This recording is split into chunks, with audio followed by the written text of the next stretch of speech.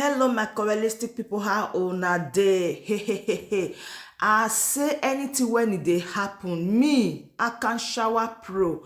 I go dey bring out the call dey give una.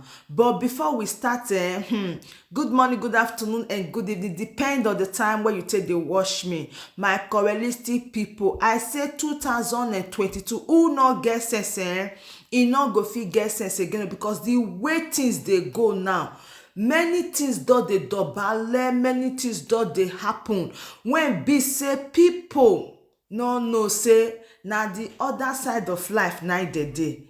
Like example, na wetin dey happen right now for this particular church. In fact, on 31st of December 2021, when e be crossover, so some people say na so God speak give them, say make dem baff all the women when e dey inside the church. I say true. He say because the anointing when you wan fall, so not be for one particular person, na reign of anointing.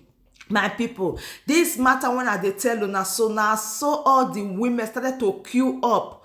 They come enter line, no, the pastor come start to dey baff them, and they no wear anything, no. Hey, for record sake, the pastor start to dey baff all of them one after the other.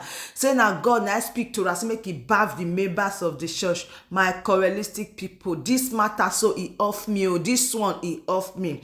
They say make we wise. Some people say they no wan wise. You see, say when they say Jesus wept for Bible, e get things where be say e make am cry, oh. The sins where dey this one there is just too much. How pastor, you get wife and children, you go say make another person open ikpekus for you, make you dey baff and dey scrub am. Oh, my country people, this thing now e don pass the careful. This matter when e happen, so e happen for Ghana, for Kumasi. And una know say me, I no go fit put the particular video, I no go fit put am for here. Say the pastor dey call the members of the church one after the other, say make una come, make me I baff una. Now the pastor start to pour water for their body, call them one after the other. He carry basin, you go pull your cloth, you go sit down for the basin, he go start to dey scrub your body. This fine babe, when he put on white, so na that basin she dey go dey sit down, so she go sit down for there. The pastor go start to dey scrub the body.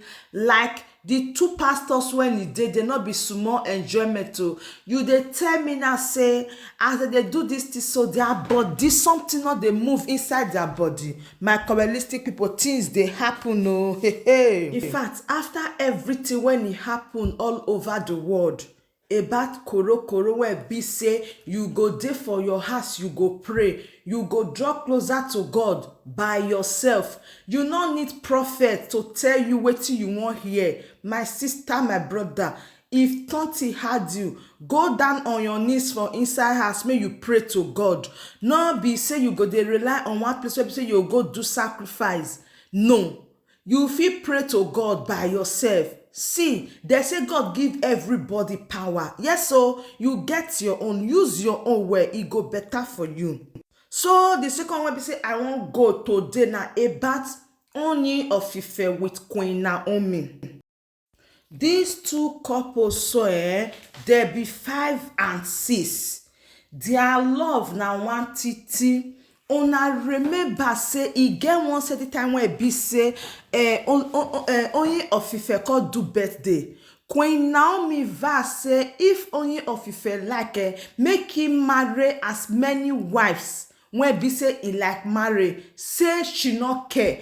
And for her interview, she make us understand say the problem when make her comot no be problem of say because say Ooni of Ife get second wife or not.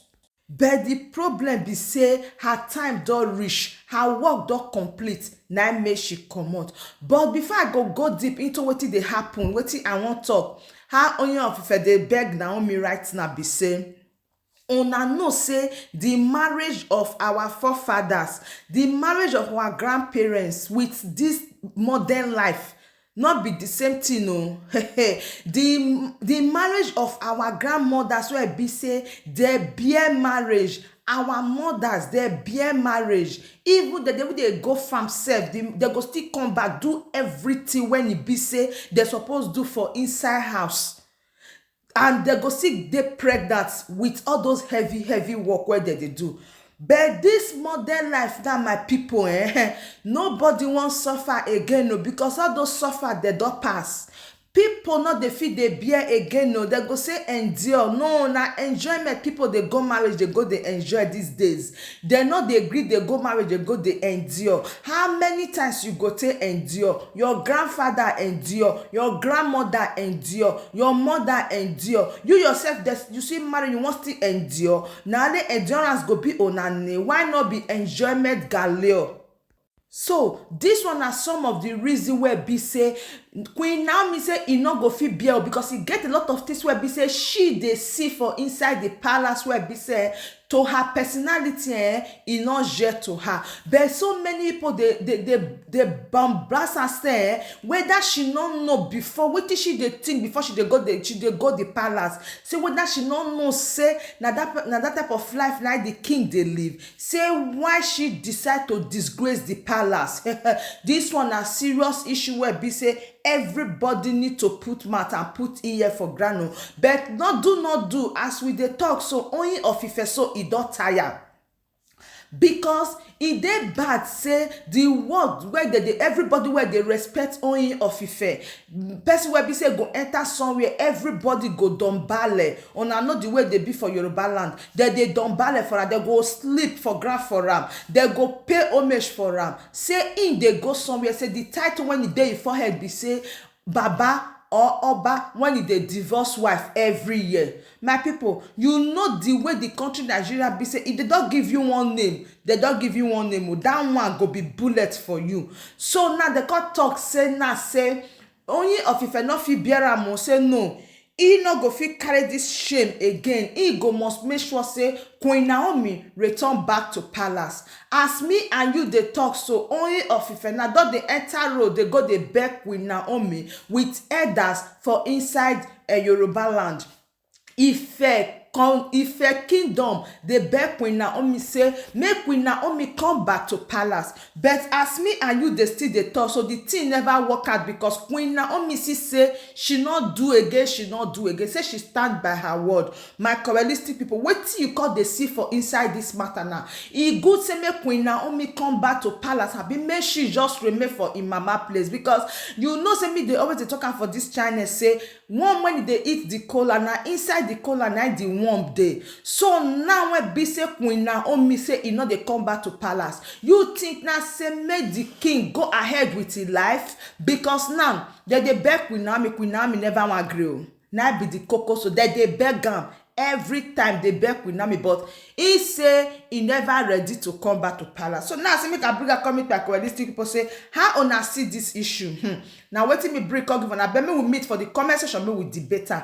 As una know before, na me that they call your one and only Akanshawa Pro, and I dey bring the news they come as e dey hot. And if you dey follow this wonderful family and you never subscribe, brother sister, then make you click on that red subscribe button when it says subscribe, so and make you turn on the bell icon, so that anytime when we say I drop a wonderful video like this, you go be the first one be say e go dive in, make you take collect your own present when me get for you for that particular day. Now me that they call Akanshawa Pro. Thank you so much. You they always they support me. Thank you, I really do appreciate. Make I live on for year, make I see on some other time. Bye.